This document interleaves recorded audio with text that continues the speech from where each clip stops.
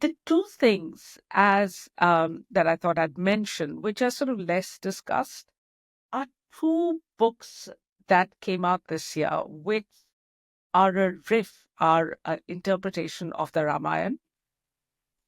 And the Ramayana, of course, has such a political story in India. Ram as the temple, we started with this, the temple to Ram in Ayodhya.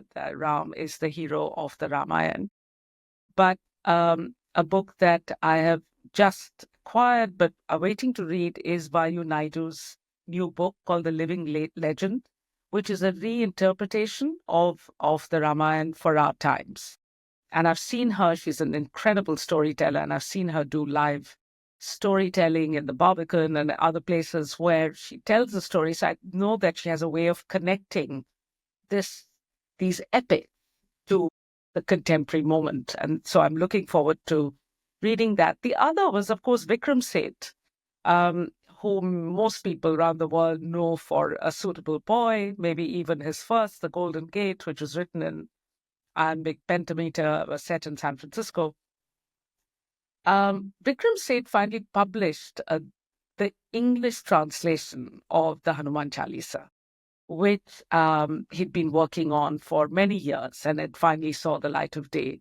And I was gifted a copy by a friend from India, a friend who knew that I've always recited the Hanuman Chalisa since I was 16 years old. It literally means 40 lines on Hanuman. Chalisas, 40.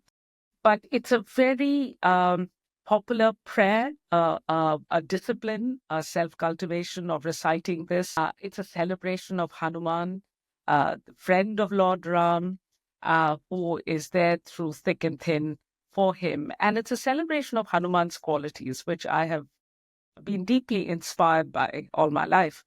And what I love about Vikram Seth's translation is that because I know the rhythm of these lines, reciting them in Hindi, he's captured that rhythm in the English, which is, I think, just an extraordinary feat. So when you read it in English, even when you're reading it silently, the Chalisa, of course, you recite, you vocalize it. That's part of the discipline, and that's part of the prayer.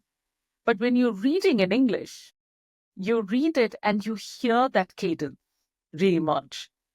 So I've always been a huge admirer of Seth's writings, but this feat I thought was exceptional.